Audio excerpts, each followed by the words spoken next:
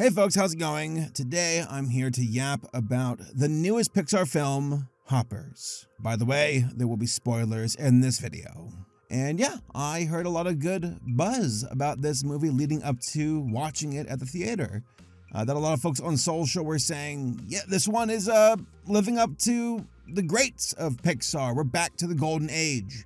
That this one can be part of the pantheon of Finding Nemo and Monsters, Inc. and Toy Story.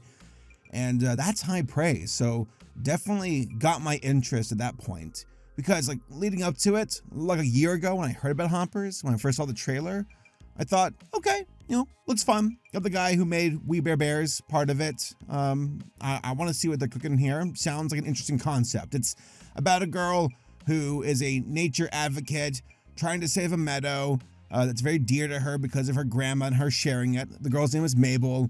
She takes her consciousness because of some science program at school where she's able to take her consciousness and put it into a robot beaver that allows her to talk to animals.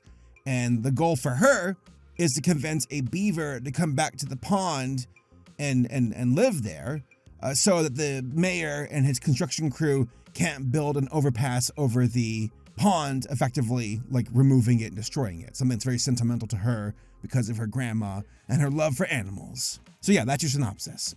And I thought, man, I just want to say off the rip, okay?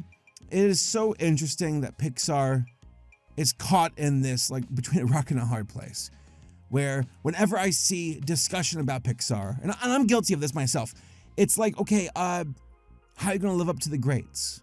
How are you gonna live up to Monsters, Inc. and Finding Nemo and WALL-E and Up? And I don't know, I think I'm starting to realize that it's like we can't keep doing that. It's been like nearly 20 years, closer to 25, and even going back to Toy Story, 70 years, I'm joking. I think 30? I came out in 95, so 95, 20, 30, nearly 30 years or over 30 years. My God, I'm gonna die someday. But on that cheerful note, I feel like Pixar is trapped by its own legacy in a way.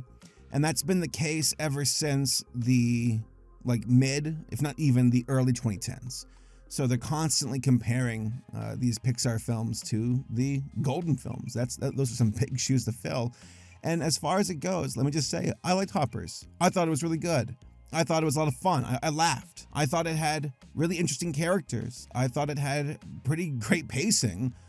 I thought the story was heartfelt, but also entertaining and funny and engaging. The animation was beautiful. Love the colors. Love them. Love that green and yellow and brown. I thought the animals were cute. I thought the cast of characters were fun to watch. Again, the main character is Mabel. She's a go-getter, fired up. Definitely reminds me of like Studio Ghibli girl characters, especially when Mabel gets so heated that her hair like almost rises on her head. Not even almost, it straight up does. That's very Ghibli to me. Actually, I saw this 2D animation that was a test animation for Hoppers on social, and yeah, I mean, come on, very much so inspired by Ghibli films. And I know folks are like, God, why couldn't it have been in 2D? And it's like, again, this conversation's been going on for like 20-something years. I wish it could be in 2D. It'd be cool to see Pixar do a 2D films. I think that'd be a big deal, but I don't think we're ever going to see that. But I digress. The film was gorgeous. As far as like the story goes, the theme, the message, because a lot of people are like, is this going to be just some kumbaya saving nature story all over again? And it kind of is. But I think the message is more than just that, and it's also very applicable, especially in this day and age. The timing of this film's releases, it definitely resonates with me because it's the feeling of apathy, feeling powerless, where it's like, why am I the only one who cares? Why does it feel like no one cares? Because for Mabel, it's like she wants to save nature. She wants to fight for the animals. She wants to advocate for those who don't have a voice. And for her, it feels like it's been a constant, death by 1,000 cuts kind of thing, where it's like, when will we finally win? When can we actually accomplish a big victory for animals instead of always sliding back and back and back. And there's a scene in the film that really, represents this emotion where there's a fire at the end. She's trying to put the fire out with a coat by herself, and she's like, it's not helping. I can't do anything. This isn't working. But ultimately, again, spoilers, animals and humans team up to stop the fire, which, again, that's part of the message as well. And I guess that's part of the overall, main message of the story is how, it's about people who care about different things in different capacities. Mabel, again, very fired up, almost like, a cool hippie, if that's even a thing, trying to save nature. And then for the mayor, it's him campaigning to take care of Beavertown, the town, and take care of the people.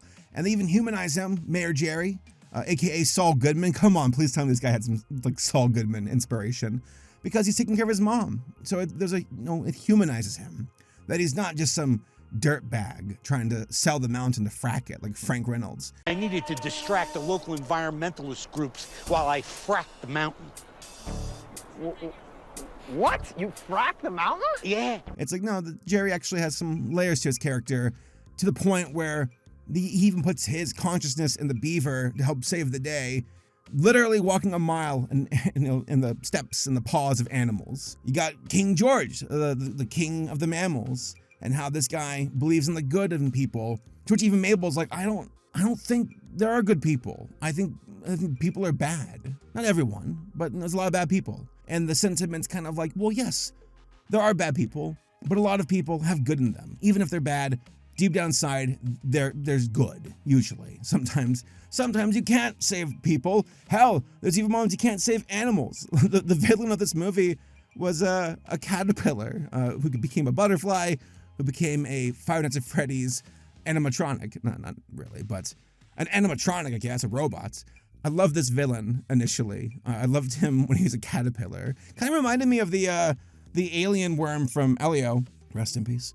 And I wish we could have had more time with him as a caterpillar. He kind of makes the transition over to a butterfly pretty quick. And as a villain himself, he's no Syndrome, but he's fun. Gets the job done. Some really cool body horror moments, too, with his character. But overall, he is intoxicated by power and wants to stomp all the humans and even all the other animals and be the king insect and the only king at all. By the way, there's different kings for different, animal, I guess, genres, families. I should know those science word that I'm trying to say here, but amphibians, birds, fish, mammals. I think there's even a moment they call mammals milk drinkers, and I got a big laugh out of me. There's some really funny moments in this movie. I gotta say the comedy was dead on. But I guess what I'm trying to say, though, as far as the message goes, just different ways of people to, I guess, to process the uphill battles that they go through, how they try to care for others who can't care for themselves, how some folks are intoxicated by being in control as well. Because even for Mabel, her trying to take control backfired to the point where it almost burned down the forest. She was very impetuous, but understands that you have to work as a team in order to actually, yield positive results and not, again, burn everything down to the ground. It was a mistake, but, came from her very brash decisions. I don't blame her. She's probably feeling desperate, like, I need to get away. I have to do something, not realizing it would start an entire war. Oh, and by the way, let's talk about this real fast. I hear the dogs running around. I got some dachshunds that, one of them just squawked. I heard it. Speaking of animals, right? But yeah, I have another thing I wanted to talk about. It's the Pixar bean mouth discourse. Actually, no, I'll just talk about it right now. I don't care. I see people who are like, there's a visual style at Pixar right now that's bean mouth. And I'm like, I get what you're saying with like Luca and Turning Red and with, this movie. I think bean mouth definitely simplifies it a bit too much, but I catch your meaning. There's a style. There's an in-house style. And I see it. I'm fine with it. I actually thought the three films I just listed off, being Hoppers, Luca, and Turning Red, were really good. Meanwhile, the more like anatomy, like detailed designs, like Lightyear, has very detailed like human physiology, and Lightyear sucked ass. It was horrible. I get the criticism of wanting, I guess, to have more variety in these character designs. You look at like Finding Nemo and Monsters Inc. and WALL-E and Ratatouille, and they all look very distinct. while I guess there's more of a like common denominator in the style of Luca and Turning Red and Hoppers. That being said, I say just let Pixar keep cooking. Don't keep holding them to this crazy legacy. Let's see what this new talent can do. It's crazy to think that like it's been so long that we have like new generations of people who probably grew up watching Pixar that are now making their own directing, animating, writing, boarding their own movies. That's so cool.